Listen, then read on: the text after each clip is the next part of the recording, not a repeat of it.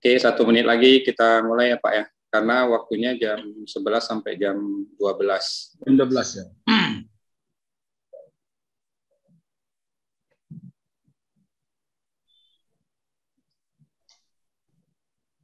Sebelum kita mulai, ini saya share silabusnya. Saya dapat pertemuan 1 sampai 7.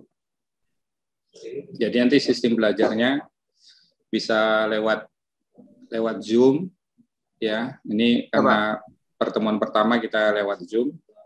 Baru bisa juga nanti lewat Google Classroom ya, lewat Google Classroom. Jadi nanti Google Classroom-nya sudah saya kirim dan sudah bisa di-add untuk ini nanti untuk data-datanya, data usernya. Baru kemudian nanti absennya lewat Google Form yang udah saya share kemarin. Baru kemudian kalau ada tugas, nanti ada tugas mandiri dan tugas kelompok. Jadi topik-topiknya adalah yang ini, pertemuan 1, data dan informasi, baru konsep sistem informasi. Saya, karena keilmuan saya adalah computer science, mengambil dari computer science-nya. Nanti Pak Dokter satu lagi, itu mengambil ke perencanaannya. Tapi buku udah saya pesan dari Tokopedia tentang sistem informasi perencanaan dan pembangunan tata kota. Nanti bisa saya share juga ke bapak-bapak buku-bukunya itu. Konsepnya di sini adalah tentang sistem informasi di computer science-nya gitu. Nah, kita ada 7 pertemuan, nanti ada biasanya kalau udah pasca sarjana itu adalah harus bisa menulis makalah ya, bisa review artikel jurnal dan juga menulis sebuah makalah tentang sistem informasi, perencanaan dan pembangunan. Jadi itulah belajar kita di pertemuan 1 sampai pertemuan 7 ini. Kalau dia Google Classroom-nya ini. Nah, ini kodenya. Kalau mau masuk nanti.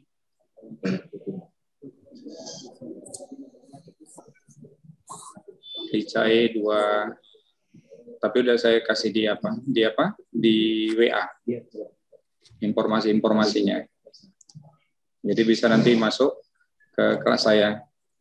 Cuma kemarin tuh memang ada kesalahan teknis dari bagian akademiknya. Yang dikasih yang semester 2, yang semester 1 ini mahasiswanya masih 1 2 3 4 5 6 7 8 9 gitu. Ya. Karena nanti kehadirannya bisa juga diambil dari Zoom, bisa juga diambil dari absensi yang ada di Google Form.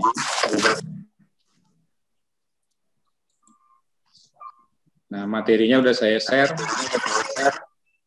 di grup.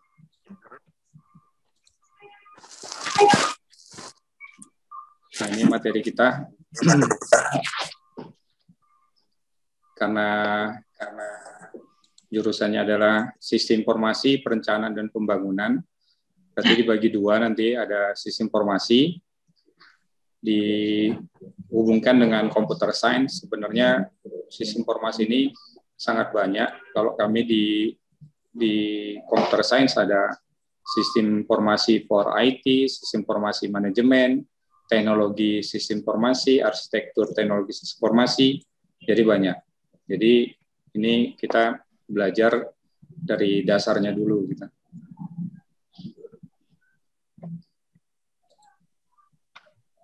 Nampak Bapak Ibu apanya? PowerPoint-nya? Nampak ya?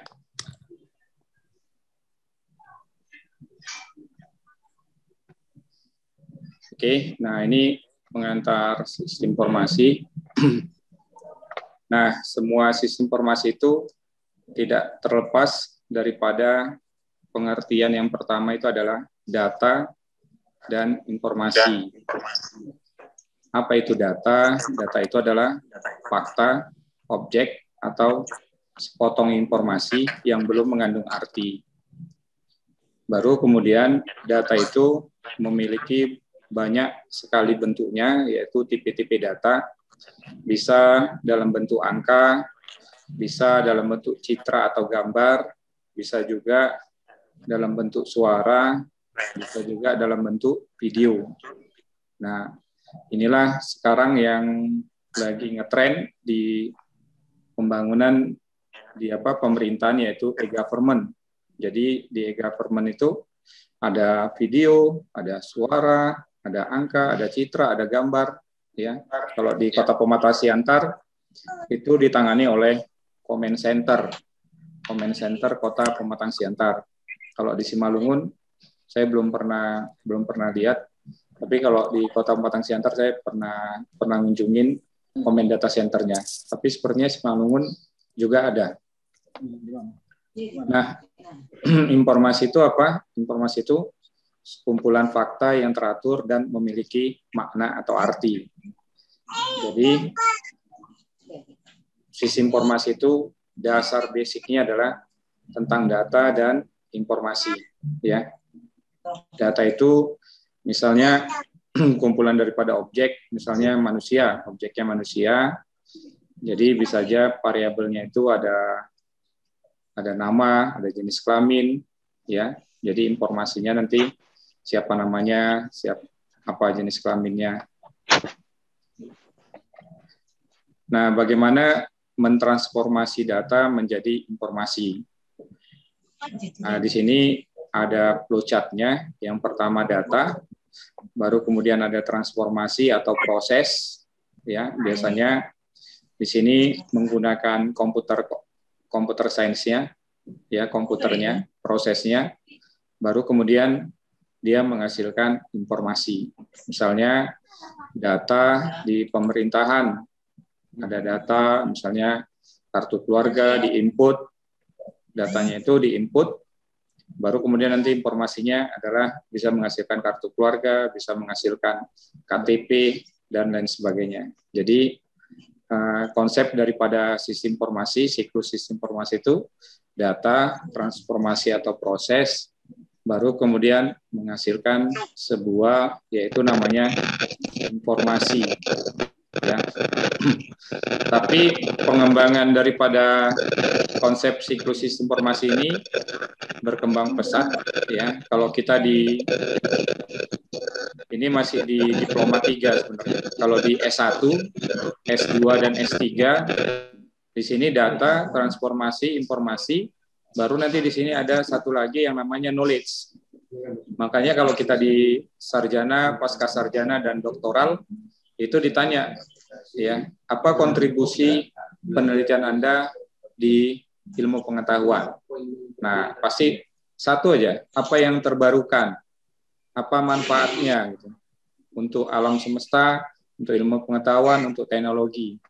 Nah, kalau yang dasarnya itu adalah siklusnya data, transformasi, dan informasi. Kalau kita udah di pasca sarjana, nanti Bapak Ibu cukup satu aja pertanyaan terakhir waktu pas sidang meja hijau. Apa kontribusinya? Apa kontribusi di bidang penelitian? Apa yang terbarukan? Nah, biasanya seperti itu gitu. Suara saya dengar ya? Nanti saya nggak dengar pula suaranya. Dengar, Pak. Dengar ya? Dengar, Pak. Dengar. Karena ada kejadian dosen ngajar 2 jam, rupanya suaranya nggak kedengaran. Presentasinya pun nggak kelihatan. Nah, makanya ditanya dulu. Ya, memang masa COVID ini kita harus merelakan diri daring. Nah, setelah itu kita masuk ke sistemnya. Ya, apa itu sistem? Setelah data, informasi, Berarti kita harus mengetahui itu apa itu sistem, definisinya. Seperangkat elemen atau komponen yang berinteraksi dan bekerja sama untuk mencapai tujuan. Nah, itulah sistem. Seperangkat elemen atau komponen yang berinteraksi dan bekerja sama untuk mencapai tujuan. Jadi keywordnya di sini ada sistem itu harus mencapai suatu tujuan, baru ada komponennya, ada interaksinya, ada bekerja samanya. Misalnya sistem pendidikan tinggi, ya kan? Tujuannya apa? Mencerdaskan kehidupan bangsa, baru lulusannya tamat cepat bekerja, dosennya memiliki kompetensi yang baik. Kalau sekarang kampus Merdeka, dosennya bisa, mahasiswanya bisa bekerja dan dihitung sebagai kurikulum. Nah, jadi itu kan sistemnya, ada 8 elemen yang digunakan pada kampus Merdeka. Kalau di pendidikan, kalau di pemerintahan ada lagi kan sistem pemerintahan, e-government, pokoknya elektronik, e-budget, dan semua lah elektronik. Makanya tidak terlepas daripada komputer. Contoh, sistem komputer adalah sebuah sistem dengan sekumpulan perangkat keras dan perangkat lunak yang bekerja sama untuk mencapai melayani kebutuhan pengguna. Jadi di sistem komputer itu ada komponen dan elemennya. Yang pertama adalah perangkat keras, baru kemudian perangkat lunak atau software, ini hardware, baru kemudian ada user. Nah, bekerja sama untuk mencapai melayani kebutuhan pengguna. Makanya sistem komputer itu adalah yang bisa bermanfaat untuk penggunanya. Kalau tidak bermanfaat, maka itu tidak sistem komputer. Misalnya nama kita letakkan di komputer, pasti katanya unknown identifier. Nah, jadi kalau sistem komputer itu adalah sebuah sistem dengan sekumpulan perangkat keras dan perangkat lunak yang bekerja bersama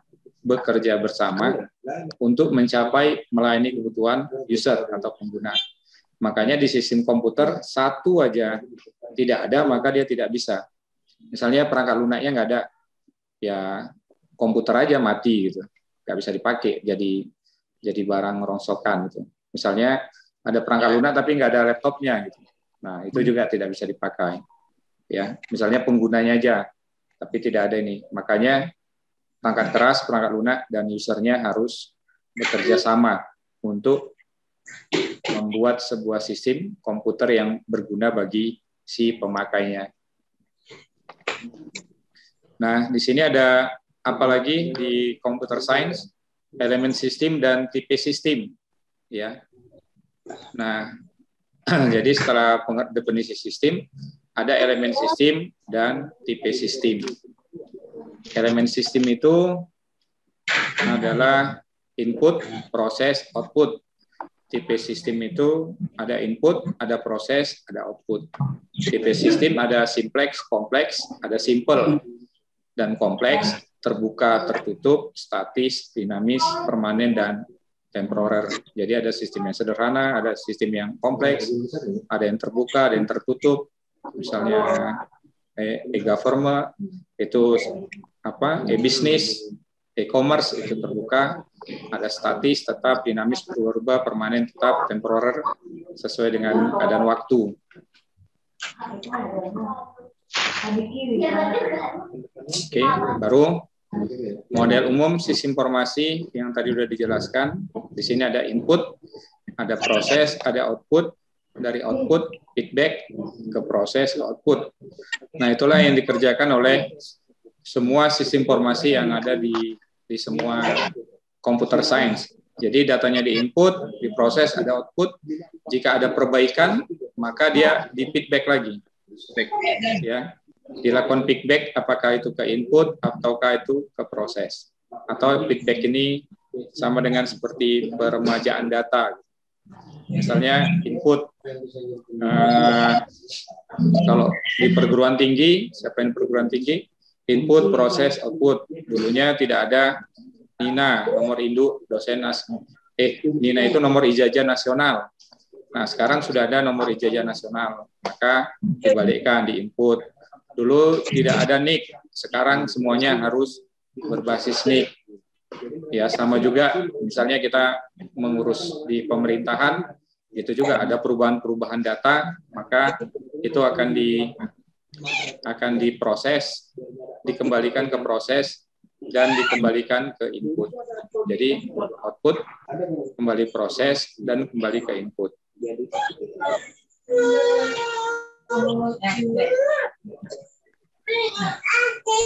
Nah, input itu apa? Input proses, output, input aktivitas pengumpulan pengambilan data, proses mengubah atau mentransformasikan data menjadi output yang bermanfaat, sementara output informasi yang berguna biasanya dalam bentuk dokumen dan laporan.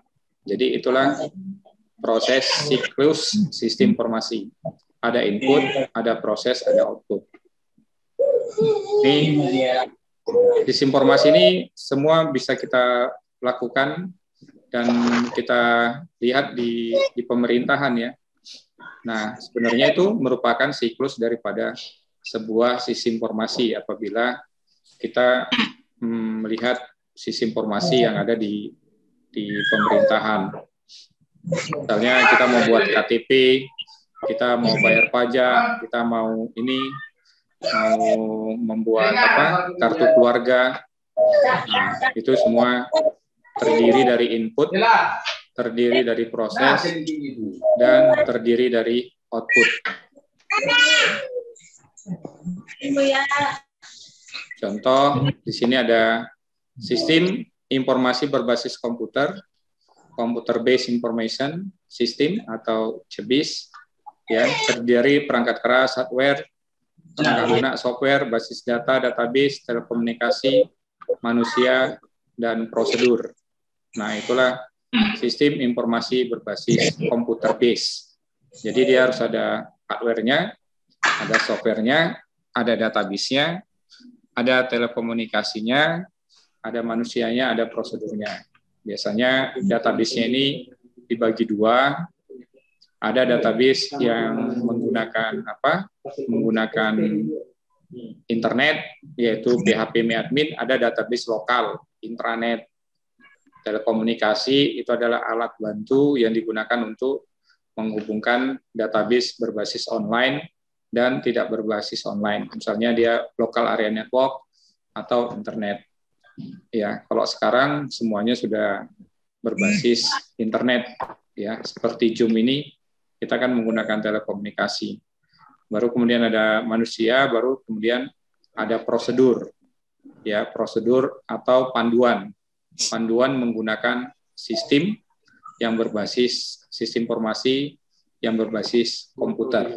Jadi setiap ada software pasti dia memiliki prosedur atau panduan, ya. Setiap ada aplikasi dia pasti ada buku panduan bagaimana cara inputnya, bagaimana cara prosesnya, bagaimana cara outputnya. Jadi setiap kita membuat sebuah aplikasi, maka kita harus membuat bagaimana panduan aplikasinya. Secara bersama, 6 komponen tersebut bekerja untuk menghimpun, memanipulasi, menyimpan, dan memproses data menjadi informasi. Nah, inilah ke-6 komponen ini secara bersama ya bekerja untuk menghimpun. Manipulasi itu ada input, update, delete, ya. Baru kemudian menyimpan data itu adalah dianya ke storage. Baru proses data itu menggunakan perintah select, memilih data-data yang mau ditampilkan, sehingga semua sistem informasi berbasis komputer itu menjadi sebuah informasi yang berguna bagi si pemakainya. Nah, itulah baru dikatakan sistem informasi berbasis komputer. Biasanya ini digunakan untuk misalnya ujian CPNS, ya kan? Baru biasanya digunakan untuk ujian kompetensi SMK gitu. Nah, dia harus ada perangkat keras, ada perangkat lunak, ada basis data, ada telekomunikasi, ada orangnya, dan ada prosedurnya. Prosedurnya bagaimana panduan menggunakan sistem informasi. Nah, saat ini pemerintah itu Pak Jokowi itu banyak menggunakan sistem digital. Jadi semuanya berbasis sistem informasi. Misalnya kita mau ngurus paspor, nah itu kan kita harus mendaftar dulu gitu. Baru kita datang, baru nanti kita antri, baru diproses, dan semuanya sudah menggunakan sistem informasi berbasis komputer. Dan banyak lagi lah. Nanti mungkin ada yang ditanya, silakan. Sistem berbasis komputer itu bagaimana? Nah, komponen SIBK ini, sistem informasi berbasis komputer, ada perangkat keras, ini adalah perangkat komputer, perangkat lunak itu adalah softwarenya, basis data yang tadi yang saya jelaskan. Kalau basis data ini secara luas, ya banyak ya. Telekomunikasi ini, misalnya PSTN itu adalah telepon, sinyal, komunikasi, organisasi menghubungkan sistem komputer dan jaringan efektif. Jaringan digunakan untuk menghubungkan komputer dan peralatan komputer di gedung, di seluruh negeri, di seluruh dunia, untuk memungkinkan komunikasi elektronik. Biasanya jaringan ini disebut dengan intranet, internet, LAN, WAN, MAN, dan lain sebagainya. Ya, basis data ada basis data lokal, ada basis data online, perangkat lunak ini juga banyak softwarenya, ya. Software ini adalah aplikasi, baru perangkat keras adalah hardware. Sekarang komputer itu udah canggih, handphone juga udah canggih, telekomunikasi kita juga udah canggih, dan sudah mendukung perkuliahan berbasis komputer, ya. Kalau dulu kita tidak, semuanya sekarang daring, ya. Nah, sekarang semua daring itu udah ada ini, perangkat keras, perangkat lunak, basis data, jaringan, dan telekomunikasi. Nah, sistem informasi bisnis itu juga ada transaksinya, pemrosesan transaksi, contohnya misalnya e-commerce. Nah, ya, berbasis bisnis ini ada e-commerce, misalnya kita belanja di Shopee, di Tokopedia, di Gojek, di Grab. Nah, itu semua berbasis e-commerce. Nah, ini sekarang yang lagi booming ya, lagi banyak digunakan orang. Kalau dulu kita mau kemana-mana harus jalan kaki, sekarang sudah ada, tinggal kita pilih Gojek ataupun Grab dan banyak aplikasi lain.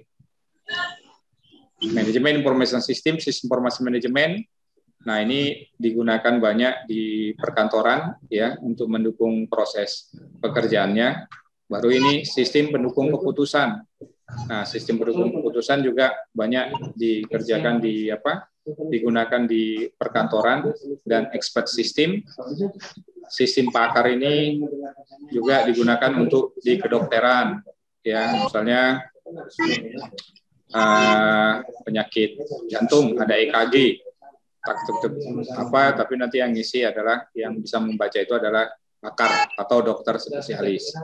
Sistem pakar ini banyak digunakan untuk kesehatan, ya, atau mengecek apakah kita sakit jantung atau apa. Seperti yang COVID genose yang diciptakan oleh orang UGM, itu termasuk sistem pakar, dengan menghembus balon, dengan mengembus kita tahu apakah itu terdampak COVID atau tidak. Nah, yang periksa-periksa darah itu juga termasuk ke dalam sistem pakar. Jadi inilah sistem informasi, business information system yang digunakan di Indonesia dan digunakan di dunia.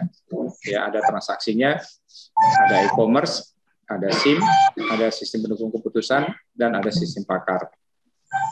Kalau kita nanti hanya sampai domain kita itu adalah hanya di SIM dan SPK, ya. Kalau artificial intelligence ini udah domain ke orang computer science. Tapi kalau di pemerintahan bisa juga, siapa yang mau ke sistem pakar, tapi bekerja samalah ya di kolaborasi antara sistem magister perkotaan, perencanaan dan perkotaan dengan orang computer science. Misalnya menggunakan GIS, ya, menggunakan Geographic Information System untuk menentukan di mana lokasi-lokasi yang masih dibutuhkan tata kota, bagaimana tata kota yang lebih baik, bagaimana tata kota yang menarik. Nah, itu bisa digunakan pemodelan dengan menggunakan sistem pakar. Jadi kelima ini sangat banyak pengaruhnya untuk perkembangan teknologi dan informasi. Nah, sistem pemrosesan transaksi ini sistem yang menghimpun manusia, prosedur, perangkat lunak, database, perangkat lain yang digunakan untuk merekam transaksi dalam rangka pertukaran bisnis. Nah, inilah dia definisinya, ya. Ini biasanya di perbankan digunakan, ya. Misalnya kita transfer bisa pakai mobile, bisa pakai transfer mesin. Nah, jadi dianya ada perangkat lunaknya, ada database-nya, ada perangkat lain yang digunakan untuk merekam transaksi dalam rangka pertukaran bisnis. Kapan kita ngirim uang, kapan kita mengambil uang. Nah, itu semua tercatat di history. Kalau di computer science itu namanya history logbook. Ya, jadi di dalam database itu ada istilahnya namanya trigger. Jadi setiap transaksi itu ada tanggal dan waktu dan siapa yang melakukan. Makanya di dalam perbankan itu misalnya ada nasabah, uang nasabah diambil oleh customer service-nya, maka siapa yang admin database-nya akan bisa melihat siapa yang melakukan update, siapa yang melakukan delete, siapa yang melakukan input. Nah, itu username dan password itu tercatat di trigger log database. Nah, itulah pentingnya perangkat lunak, database, dan perangkat lain yang digunakan untuk merekam transaksi dalam rangka pertukaran bisnis.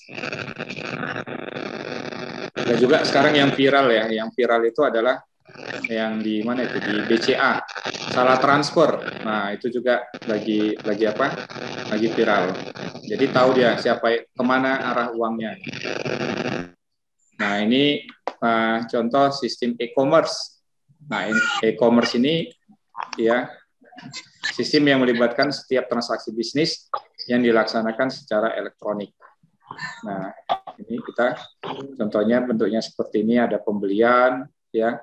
Kalau kita lakukan seperti di Tokopedia, kita memesan barang, tapi kita harus menyiapkan dananya dulu, kita membeli, baru kemudian nanti di-approve sama sama tokonya, baru kemudian dilakukan pengantaran, baru dilakukan pengiriman barang, ya. Baru kemudian bagaimana seorang mengirim ke vendor. Di Tokopedia itu mengirimkan ke tokonya. Jadi itu bagian daripada sistem e-commerce.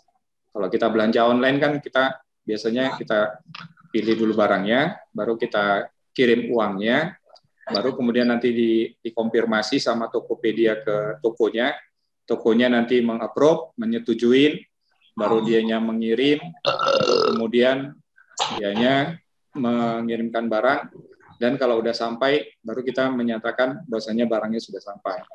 Nah, sistem yang melibatkan setiap transaksi bisnis yang dilakukan secara elektronik, itulah sistem e-commerce.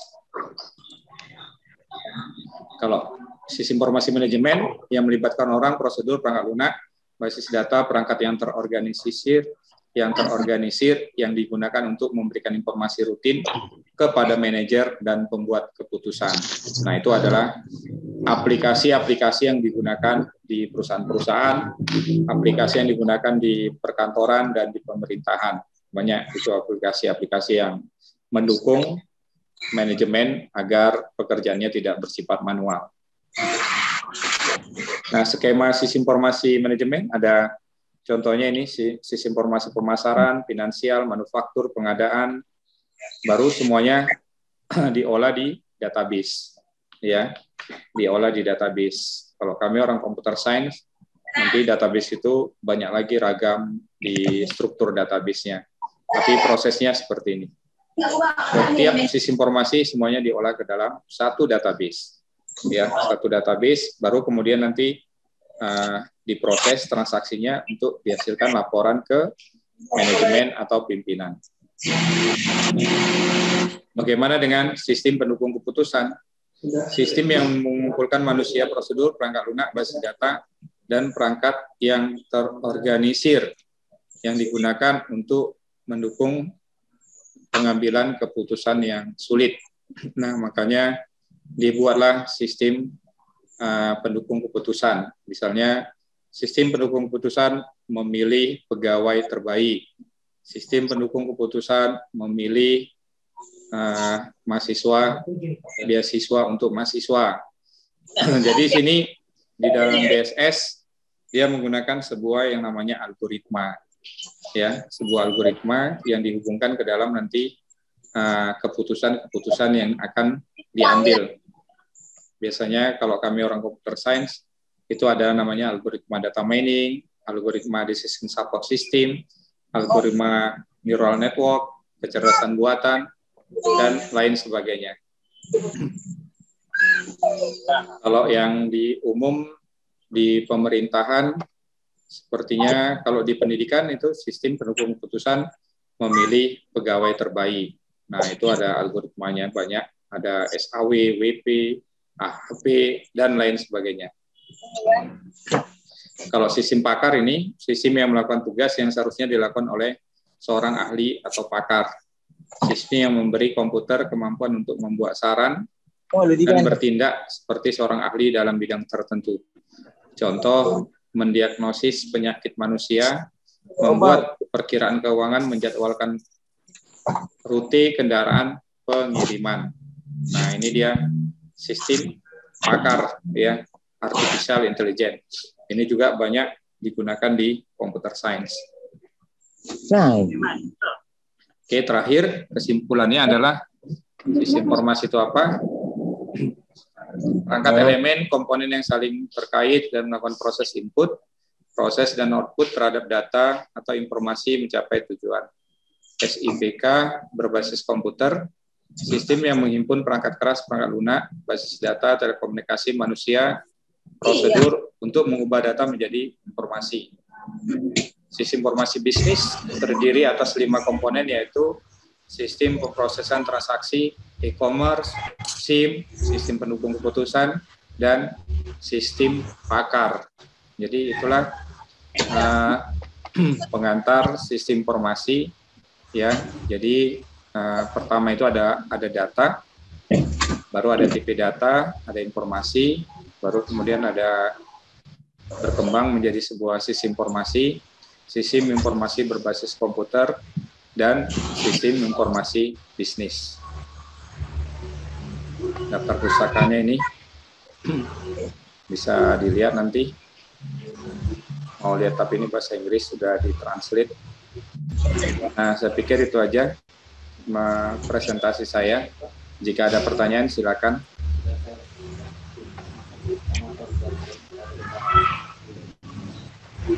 Ada pertanyaan dari Bapak dan Ibu? Kami persilakan.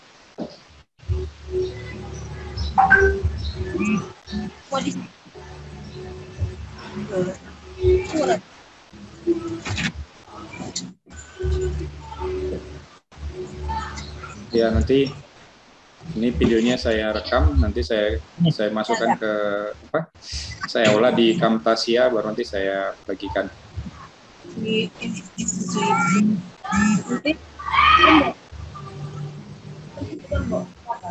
Ya, ada pertanyaan?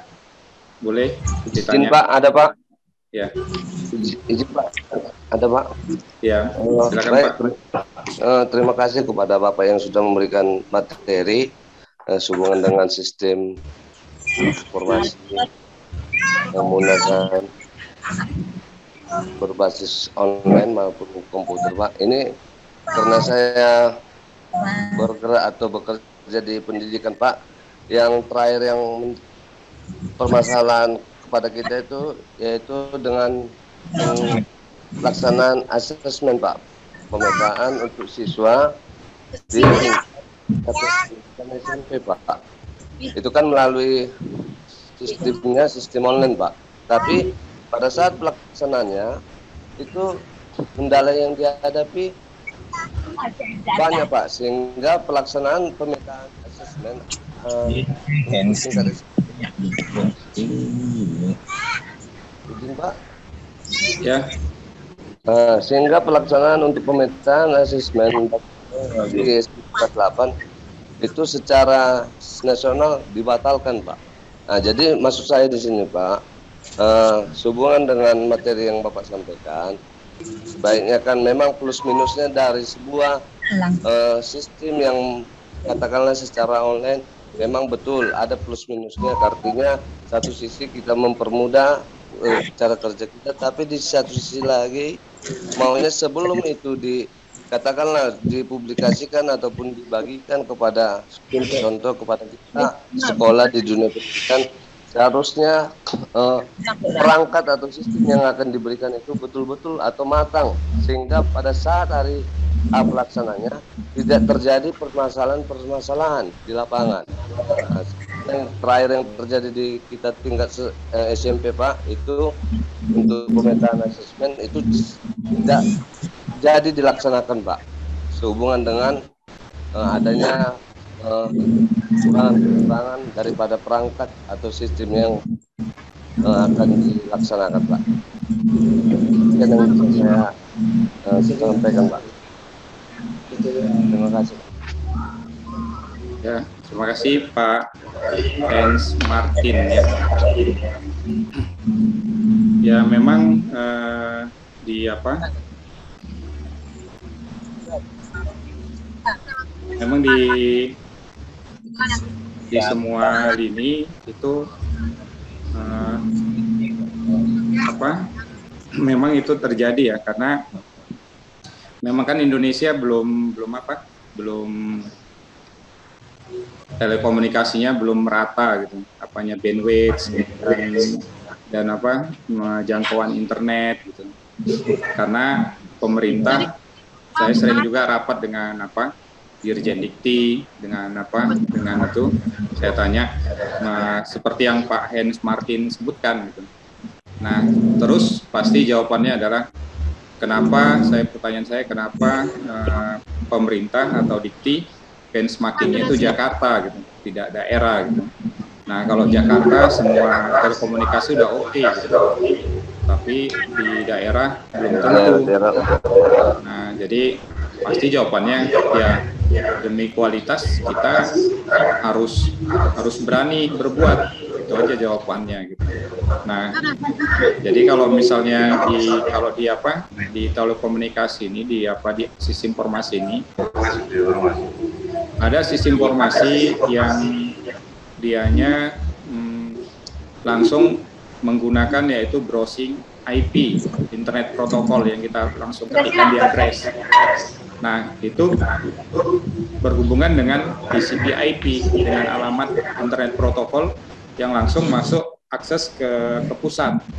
Begitu banyak yang akses, maka servernya bisa lock, bisa down gitu. Ya, misalnya ada 2.000 orang kan biasa gitu. Kalau misalnya server sibuk, kita buka, kalau jaringannya padat, ibaratnya seperti jalan tol gitu. Nah, saya matikan dulu ya.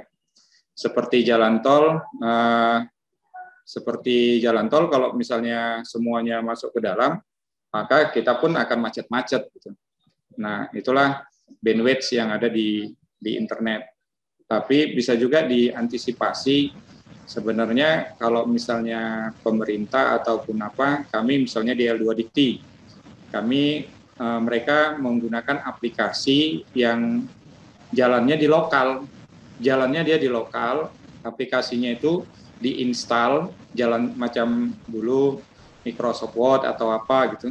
Jalannya di lokal, tapi dia mengkoneksikannya hanya menghubungkan ke database-nya aja. Database-nya jadi hubungkan, nah itu lebih ringan gitu, daripada kita langsung browsing di alamat address. Misalnya HTTP, misalnya sistem informasi SMP gitu ya, dapodik.go.id gitu. Nah, itu kan dia menuju ke alamat internet protokol, gitu. IP istilah orang komputernya. Nah, jadi itu sepertinya kita berebutan di gelombang apa, di areal bandwidth, di ruang internetnya gitu. Ibaratnya seperti kita di jalan tol, itulah bayangan apanya, tapi implementasinya sama. Cuma karena internet kita kan nggak nampak siapa aja yang masuk ke situ gitu. Nah, begitu jaringan padat, maka itu akan mengakibatkan hang gitu. Misalnya kita kalau dulu belum ada jalan tol di Siantar Medan, kita dari sini ada 2 arah, dari sana 4 arah, intra masuk, semua masuk gitu. Jadi lag. Jadi kita pun nggak bisa bergerak, yang sana pun nggak bisa bergerak. Jadi semuanya akan terhambat gitu. Nah, gitu juga di internet, kalau yang di sistem informasi, apalagi jaringannya lambat gitu. Nah, bisa aja memang diusulkan biasanya seperti itu. Kecuali kalau misalnya servernya bagus, baru kemudian bandwidth-nya kencang, nah itu bisa jalan. Misalnya kita bekerjanya di PT Telkom yang jaringannya langsung cepat gitu ya, bebas bandwidth-nya. Kalau kita menggunakan handphone, menggunakan paket, wah itu memang agak susah gitu. Jadi cara solusinya itu yang pertama, kalau dari segi computer science-nya, ya itu harus ada aplikasi yang saya bilang tadi, ya aplikasinya dibangun lokal, baru kemudian generate database-nya tinggal menuju ke PHP admin atau ke alamat internet IP yang ada di situ. Jadi kita tidak membuka browsing-nya, membuka alamat IP internetnya, itu kita tidak terlampau lama. Terkadang karena kan di internet browser ini namanya HTML, Hypertext Markup Language. Jadi dia membaca per pixel-pixel. Jadi kalau misalnya kita melihat gambarnya besar, maka itu lama terbukanya gitu.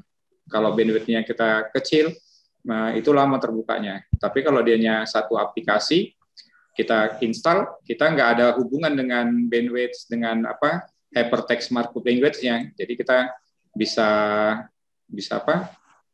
langsung mengetikkan di situ, tinggal menunggu prosesnya di dalam database-nya. Tadi kan sebuah sistem informasi itu tidak terlepas dari telekomunikasi dan database.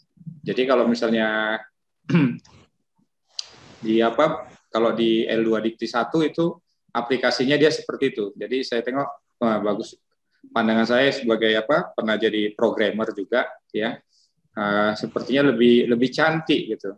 Jadi kita menginstal di lokal kita aplikasinya, baru kita tinggal login berhubungan dengan database-nya aja gitu. Tapi kalau kita lewat browser biasanya seperti itu. Ya, kecuali dibagi-bagi. Jam 8 sampai jam 10 si A, jam 10 sampai jam ini si B. Yang bisa buka jam 12 sampai jam 6, dibagi-bagi antriannya gitu. Tapi kalau sekolah kan semua ya, semua langsung login. Berapa SMP yang ada di Indonesia, maka di situ login. Dan biasanya orang kita pas laporan terakhir itulah loginnya. Nah, nggak pertama-tama, pas sesi-sesi terakhir, disitulah mau ngurus. Misalnya serdos, upload serdos, disitulah pas mau 2 hari lagi, oh masih adanya hari besok. Pas tinggal 1 hari, di situ semua, padahal di situlah semua orang berebutan IP gitu. Jadi ngantri Pak ya? Iya, jadi ngantri. Karena sistem internet seperti jalan tol juga, namanya bandwidth gitu. Jadi saya pikir Pak Hans Martin bisa mengusulkan ke kadisnya atau apanya gitu, ya kan, minta aplikasi atau apa gitu. Tapi memang semuanya kan harus keputusan pemerintahan kita kan dari pusat ya, dari Pemko atau dari Sumut. Kalau kami dari Jakarta, kalau kita di Dikti kan kita satu-satu Kemendikbud kan, Kemendikbud. Tapi ada yang perguruan tinggi, ada yang sekolah gitu. Ya, jadi dibagi 2 dinasnya. Tapi sama aja, sepertinya kami juga mengalami seperti itu gitu, ya, mengalami seperti itu gitu. Jadi ya memang harus, kalau mau kami namanya sinkronisasi. Jadi data-data yang udah kita entry, kita sinkronisasi. Jadi pas sinkronisasi ya gitu, harus cari komputer yang canggih, bandwidth-nya semua harus dialihkan ke situ gitu. Itu pun masih menunggunya 2 jam 3 jam gitu. Memang itulah kendala di sisi informasi, tidak terlepas yang tadi ada telekomunikasinya, ada jaringannya. Semakin bagus telekomunikasinya, maka semakin bagus sistemnya, transaksi sistemnya berjalan. Semakin tinggi hardware-nya, semakin cepat gitu. Semakin software-nya semakin update, maka semakin baik ya. Nah, seperti itu. Macam sekarang ini ada di laporan pajak yang menggunakan aplikasi, tanggalnya dimentokkan sampai tanggal 2020. Kan itu ada tanggalnya, tahunnya kan tahun 2020. Kalau kita date time itu kan, kalau kita mengganti tanggal kan bisa kita buat 2021, 2022 gitu di years-nya. Nah, di mana programnya hanya 2020 aja, diklik atas nggak mau gitu. Nah, itu salah di mana gitu. Nah, itu salah di sistemnya. Karena di sistemnya itu dimentokkan, dikunci tahunnya sampai tahun 2020 gitu. Nah, itu programmernya yang jahat gitu. Biar supaya jadi proyek baru. Tinggal hanya mengganti captionnya, diganti 2020 jadi 2030 gitu. Nah, itu pun kalau masih hidup programmernya. Kalau udah meninggal programmernya kayak mana? Ganti aplikasi lagi gitu. Kan banyak juga seperti itu. Jadi setiap tahun ganti aplikasi. Pasti berubah lagi gitu. Nah, itu udah biasalah kita alami kan. Setiap tahun ganti menteri, setiap tahun ganti peraturan, setiap tahun ganti aplikasi, setiap tahun ganti ini sesuai dengan kebutuhan masing-masing gitu. Saya pikir itu. Ada lagi yang nanya?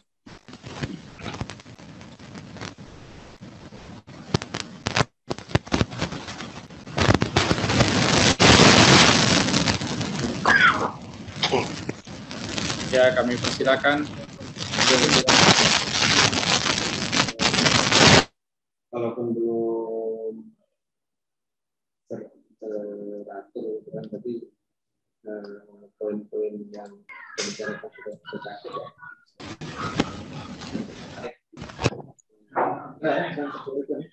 ya. Ini si jaringan nggak mau bersahabat ya seperti itulah. Banyak suara berisik-risik juga.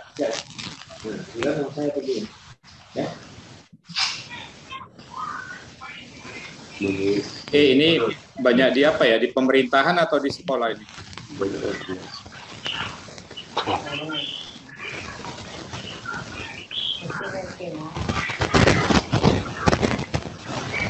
Oh, banyak pengusaha gitu.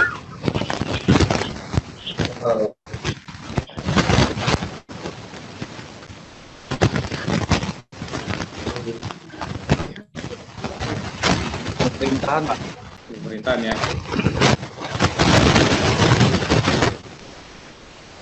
Jadi saya perkenalkan tadi, saya belum perkenalan diri ya. Nama saya seperti yang di NIM-nya ini, Dedi Hartama ya. Saya orang Pujaksuma, Putra Jawa, kelahiran Sumatera Utara. Jadi S1.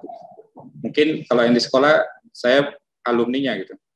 SMP saya SMP Negeri 8, SMA saya SMA Negeri 3 ya, baru kemudian S1 D3 saya Ilmu Komputer di USU, S1 saya di Harapan, STT Harapan, S2 saya kembali ke USU, dan S3 kembali lagi di USU di jurusan Ilmu Komputer. Jadi sehari-hari saya dosen di AMIK dan Stikom Tunas Bangsa. Jadi kalau mau cari saya, samalah kita kalau di pendidikan itu Toliongtu gitu. Dari jam 8 sampai jam 6 di situ aja gitu. Dari pagi sampai sore yang ngurusi mahasiswa ya. Nah, itulah abdi dalam seorang dosen. Jadi itulah perkenalan dari saya. Jadi kalau di S2 saya di bidang data mining, S3-nya saya di bidang pemodelan matematika dan computer science. Jadi kalau nanti menulis publikasi, mungkin bapak-bapak, ibu-ibu kan mungkin dulu udah pernah sarjana juga. Tapi kalau magister tadi itu ya kontribusi kebaruan daripada penelitian kita gitu.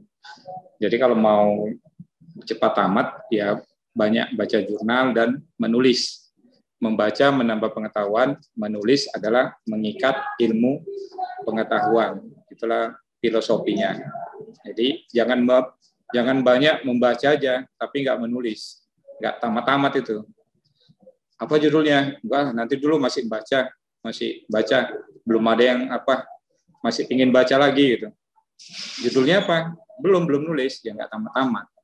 Ya, jadi setelah membaca baru menulis, Biasanya saya dulu kalau pengalamannya setiap mata kuliah saya tuliskan satu jurnal, saya tuliskan satu publikasi. Setiap mata kuliah kalau bisa ada satu publikasi, ada satu karya ilmiah, walaupun tidak cantik-cantik kali tulisan itu biasa gitu. Nah, jadi itulah kiat-kiat kalau kita mau cepat menyelesaikan studi kita. Ya, jadi karena ini pandemi, ya kita baca, kita nulis. Kalau kita nggak tahu, baru tanya sama dosen yang sudah pernah lebih dulu, misalnya magister dan doktoral di USI ataupun di mana-mana gitu. Karena belajar kan tidak harus dari satu dosen, tapi kita bisa, apalagi sekarang webinar, banyak sekali webinar. Ya nanti cari, ya kalau di USI itu sama dengan di ITB juga ada mata kuliah ini. Nah, cari ilmunya di seberang sana, di Jawa sana gitu. Ada nggak?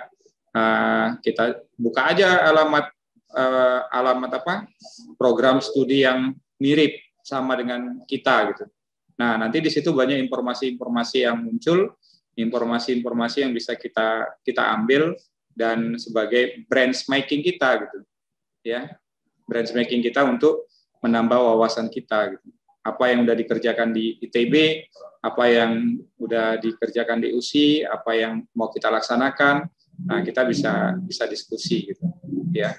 Jadi nggak harus dosennya dari USI, tapi bisa juga dari ITB. Pokoknya yang sama lah, yang sama dengan prodi. Kita cari aja prodi kita itu ada di mana aja gitu. Baru lihat websitenya. Nah, itulah kiat-kiatnya gitu. Nah, melihat websitenya itu sama aja kita berada di situ. Walaupun kita nggak di sana, tapi kita seperti di situ. Karena informasinya kan sekarang, model akreditasi sekarang, semua informasi harus diinformasikan gitu. Dan tercatat. Jadi kegiatan-kegiatan, misalnya mau video apa gitu. Nah, di situ ada semua itu di websitenya. Webinar kegiatan ini, yang sama dengan program studi kita gitu. Jadi kita tahu, oh udah sampai di sini, oh aku mau buat ini, oh aku mau buat ini gitu. Nah, jadi baca jurnal, baca satu program studi yang sama, baru ya berdiskusi dengan senior lah, ya. Nah, karena kita kan pastilah kawan-kawan yang mungkin dosennya pun ada juga dulu muridnya dulu waktu di sekolah gitu, ya. Karena kita ingin kuliah. Ya sekarang kita jadi mahasiswanya gitu. Ya itu kan hal yang biasa gitu. Bukan luar biasa. Tapi itulah pendidikan tidak mengenal usia. Ada juga yang umur 70 baru ngambil magister, ada juga umur 60 baru ngambil magister. Nah, tergantung kepada rezeki dan kesempatan. Saya pikir itu perkenalan saya dan motivasinya. Jadi semangat. Ya, semoga kita tetap sehat dan tetap bisa menjalankan aktivitas kita sehari-hari gitu. Karena penyakit virus corona ini sebenarnya tidak begitu wah, tapi karena isunya global, dan berhubungan dengan status sosial. Kalau udah kena virus corona, kita dijauhi dari masyarakat dan segala macam segalanya itu pun bisa juga jadi penelitian itu, ya kan? Jadi penelitian sistem informasi perencanaan pembangunan COVID terhadap pembangunan daerah, gitu. Pengaruhnya terhadap pembangunan daerah dilihat dari ininya sosialnya. Gitu. Nah itu bisa juga diteliti oleh jadi satu mata kuliah sistem informasi perencanaan dan pembangunan. Karena kan dampaknya sangat banyak, ya kan, sangat banyak. Macam sekolah nggak boleh masuk kan, sekolah pendidikan gitu. Baru misalnya kafe, hotel gitu, semua kan berdampak kepada perencanaan pembangunan. Gitu. Nah kita aja mau kesana kemari harus tes rapid, tes segala macam. Jadi itu bisa juga dilakukan satu topik penelitian. Biasanya kalau ini penelitiannya masalah COVID, Bapak Ibu memasukkan jurnal itu biasanya jadi prioritas. Nah itu kelebihannya. Ya, misalnya kita membuat satu makalah berhubungan dengan COVID-19, itu pasti langsung diterima karena itu prioritas. Gitu. Karena orang ingin tahu apa sih penelitian orang tentang COVID-19 ini. Gitu. Baik dari segi manajemen, dari segi keilmuan komputer, dan dari segi lain-lainnya. Makanya dulu kan belum ada COVID, belum ada penelitian itu. Kalau sekarang sudah banyak penelitian tentang COVID segala macam, semua orang meneliti. Saya pikir itu udah jam 12, mungkin ada session terakhir yang ingin bertanya Pak Binwar Malau, mungkin. Wah, ini YouTuber nih. Nah, silakan. Ini kedengaran nggak ada, Pak? Dengar. Bagus sekali suaranya. Oh, jadi bagus pula. Iya. Apalagi kalau Pak Binwar Malau nyanyi satu lagu. Wah, mantap. Iya. Akan kita nyanyikan satu lagu. Cuma aku mau kenalan dulu semua untuk semuanya. Bapak Ibu. Aku namanya Binwar Malau di Dairi ya.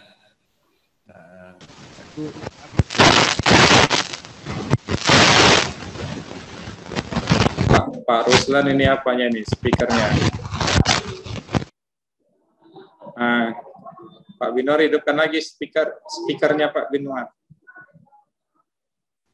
Ya, aku mau nanya ini kan di sistem informasi ini kan kira-kira korelasinya nanti ke pembelajaran kita ke depan, kira-kira kalau kita lihat tadi kan kita kembali belajar lagi sistem jaringan.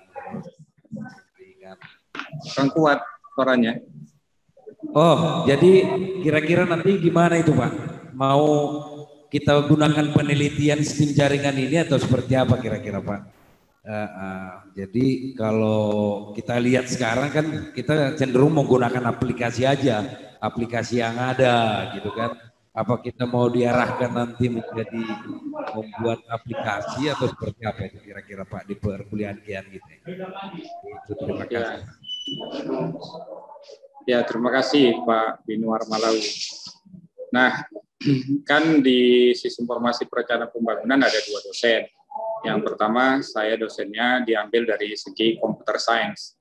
Nah, kalau misalnya dari saya, yang pertama itu diharapkan nanti mahasiswanya bisa membuat perencanaan pembuatan misalnya e-government atau e-budgeting dari segi database yang tadi, dari segi database, baru jaringan, telekomunikasi, dan bentuk sistem informasi manajemen, sistem informasi manajemennya. Gitu. Nah, kalau yang Pak satu lagi itu dari segi memang mungkin tata kotanya gitu.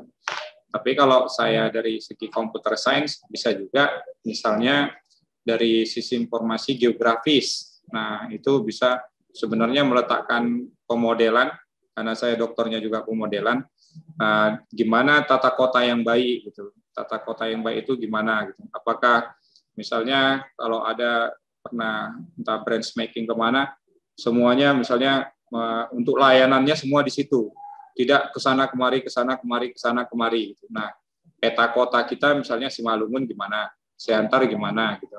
Apakah ada satu daerah yang bisa diletakkan di satu tempat untuk semua layanan pemerintahan. Gitu.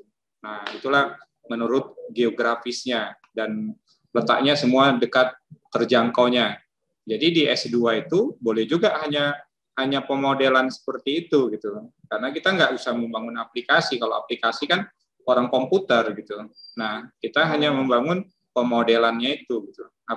Kerangka berpikir gimana membangun perencanaan kota yang baik gitu.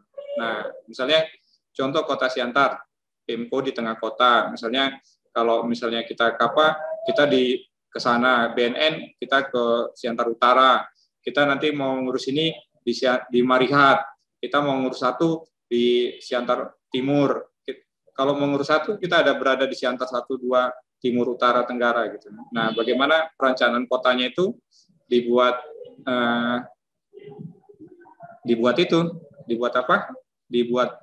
pemetaan melalui sistem informasi geografis itu, SIG itu. Jadi ini sini dekat layanan satu atap, satu pintu. Jadi di situ semua udah di situ semua layanannya gitu. Sepertinya ada si kota yang membuat seperti itu gitu. Ya, boleh juga benchmarkingnya ke situ. Tapi di Siantar di mana dan tergantung juga DPRD-nya gitu kan. Tapi kita kan nggak kesananya, kita hanya mengasih ide aja, mengasih masukan.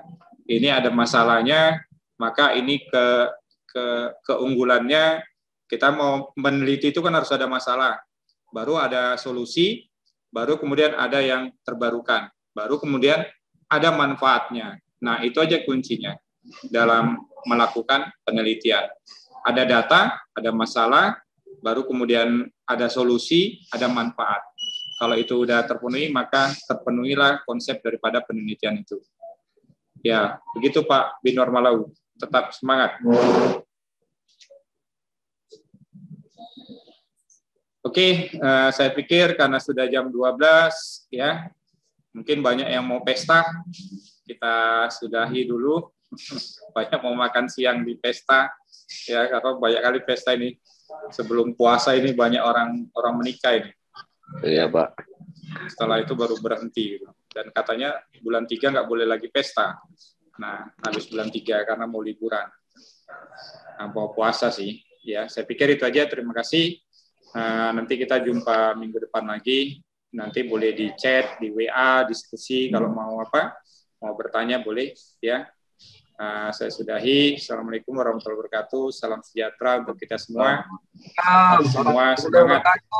Waalaikumsalam. Makasih Pak. Ya, saya izin untuk meng-end meeting for all ya. Nanti videonya saya kirimkan ke ini. Saya buatkan di Camtasia dulu. Saya cantik-cantikin dulu baru kita kirim. Oke, terima kasih.